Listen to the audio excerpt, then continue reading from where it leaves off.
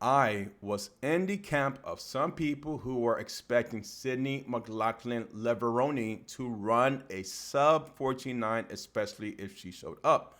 But clearly she did not run a sub 49. Came in second place to Paulino, who ran an incredible, exceptional race. I watched this race several times. I will be a bit forgiving with McLaughlin-Levrone here. McLaughlin-Levrone had a very strong start. She has been focused with her new coach, Bob Kersey, to improve her speed. We saw this during indoor season when she ran the 60 meters with a time under 7:30. So if you watched this race over Peacock, that strong speed was courtesy of Bob Kersey's program. It was an incredible first 300 meters, but the rest of the field kind of pulled back, and then they said, get over here, where Paulino putting those extra burners in the last 100 meters. Now, I do not have a problem with McLaughlin-Levrone finishing second. It's her first race. Paulino was second at Worlds with a time of 49.60, and for McLaughlin-Levrone to finish second in the 400 meters is not really that bad. McLaughlin-Levrone still has time to improve her speed. I'll keep it completely 100% with you guys. This race here did present several concerns that McLaughlin-Levrone has to work on. Here are a few things. Her endurance is kind of questionable. She started to run out of gas at around the 300 meters. Some of you guys might say it was at the 250 meter mark, and that is okay. The finish was not as strong as she struggled to finish walking to the finish line. She finished first at Worlds last year in the 400 meter hurdles, an even tougher event with a world record time of 50.68. This current time of 49.60 in the 400 meters would equate to running a very low 52 seconds in the hurdle, so clearly not in the best shape at this time and has some ways to go here. My other concern is really outside of this race. She has not participated in a lot of competitions, and that is what I think has impacted her quite considerably this season. Lives matter, well, competitions matter. And as we saw, going out too fast is typically due to inexperience because you have that hesitance feeling leading that drive, which is good depending on the situation.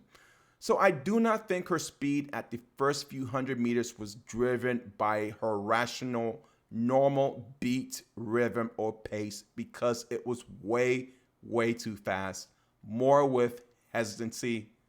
This is a runner that is known for not running many races for whatever many reasons or excuses, and this race clearly showcases several areas. Overall, I'd say McLaughlin-Levrone is at 75% of her peak right now, and we will have to see where she ends up, and I'm hoping it's good. Before I move on to the other athletes, let me glance over to American Anna Hall, but not spend too much time. She finished with a very nice time of 50.82, and Track and Ace covers her on his channel, so make sure to follow him. And which now brings me to focus on this important conversation. Yes, winter is here. That term comes from Eddard Ned Stark of Game of Thrones. This motto is like a warning and also refers to a need of being vigilant. And I bring this up because the next generation of athletes are not coming because they are already here. Yes, here right now. And they will kick ass if these professional athletes do not get it together quickly.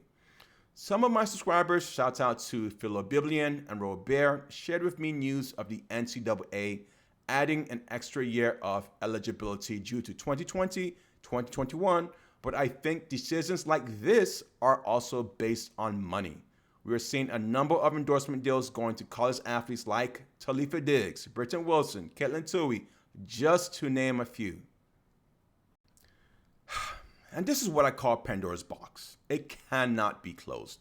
When this NIL inception became official by the NCAA, now all of a sudden we hear of an extra year, and if we are using 2020, 2021 as a good reason, hey, I'm just speculating. There are now signs of the NCAA slowly turning to become a more internationally focused group, to put it in a nice word, in which you will see more talented foreign athletes head into whatever top D1 program that they can afford.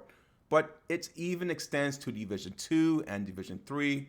Hey, if any female athlete is running a sub 11 or a sub 2250 in a Division 2 or 3 program, trust me, transfer portal conversations will start to come out of nowhere immediately. This, as a result, I think will boost the athletic standard in the United States with respect to college performance. Soon gone will be the days of where a 2250 is good. There's already a 14-year-old kid in the U.S. by the name of Aria Pierce right now running a 24 flat in the 200. I never ran that time. I was at a 27. And there is Shanti Jackson, a senior in high school on her way to Arkansas, who ran a 1080 recently in the 100 meters, beating professional athletes. I'm not making this stuff up. That's why you need to subscribe to this channel to be in the know.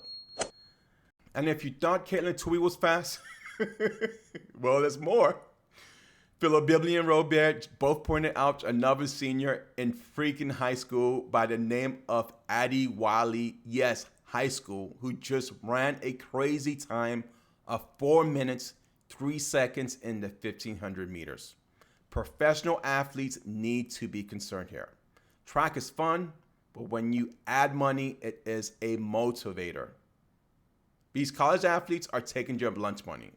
What is likely to happen, in my opinion, is that you start to see endorsement deals go for NIL contracts and faster times because there is a strong incentive. And guys, there's some people that are socialists in general, but if you are living in America, more than likely you are a capitalist.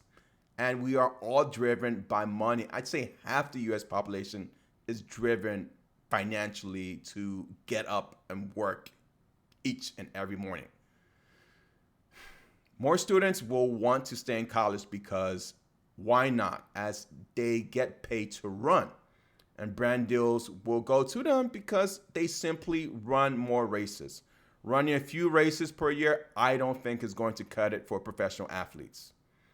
And if they don't adjust or get with the program, NCAA track and field looks like it will potentially swallow up USA track and field to the point of no return. And guys, all of this is my opinion. I'm just trying to project out how this current realm of track and field will evolve. And right now, I'm seeing a lot of things that suggest we are going to be in a different place in the next 4 years. The professional athletes that really need to worry are those who are not already running a sub 11 in the 100 meters consistently. A sub 22:30 in the 200 meters or a sub 51 in the 400 meters. I'll just put those out there. That is all I'm going to say about that conversation. But let me know what you guys think. Again, my thoughts, and I definitely think you guys put some interesting suggestions and things to think about. So let me know. Now I have to talk about Paulino for a few minutes here. So this is for you, Dolores, a subscriber. Excellent race and performance in general. She was not worried about McLaughlin-Levrone taking the lead, and she basically said, hey, Sydney, I'll be so very generous and give you the first 300 meters. But the last 100 meters, guess what? It's all mine. And that is basically what Paulino did in a nutshell. That time of 49.12 is her top 3 times in the 400 meters. And she has had such a remarkable season where she ran 48.98 in the 400 meters at the Los Angeles Grand Prix on May 27th of this year. That was her personal best. Crazy, crazy time. The last athletes to cover here are Salwa Nassar and Leaky Claver. Nassar finished very strong as if she had not lost a beat. She might look a little bit off to you guys in the face for new folks. That is typically what she looks like.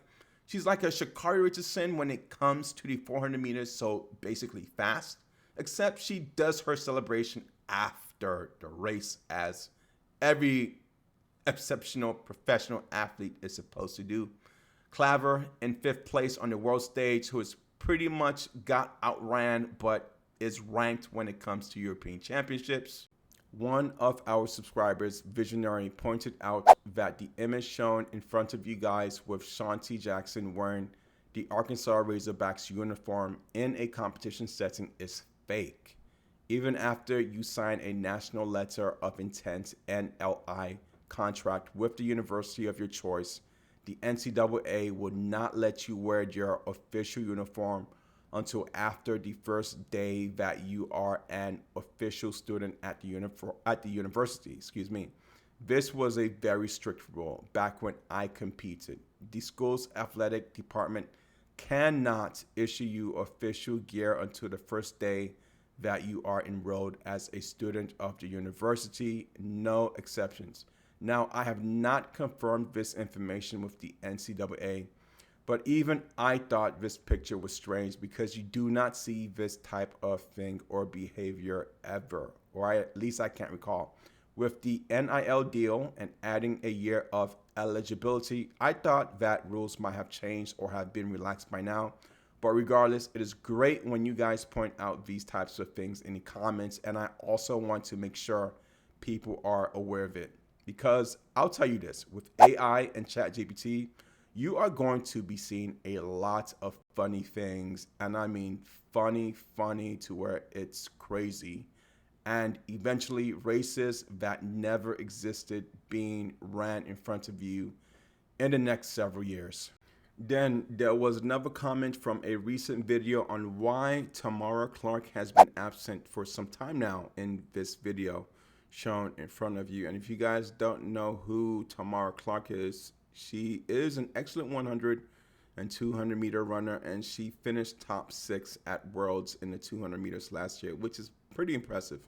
Star Run posted, also wanted to mention that the reason for Clark's absence this season was because of a suspension for using a prohibited method of IV therapy or something similar to that. Thank you for that information, Star Run, because that helps gain a perspective. Comments like this are helpful, guys. Shouts out goes to Track and Ace. Make sure you check out his channel, and David Claus continues to leave super chat, and appreciate that as well. Likes help us, and comments and sharing our videos help us out a lot. And Monday's video, I'll highlight consistent commenters as you have seen me do in recent videos, just to get used to the practice. Have a great day. Bye. So if you liked this video, then check out the videos right above or visit our short clip playlist. Have a great day.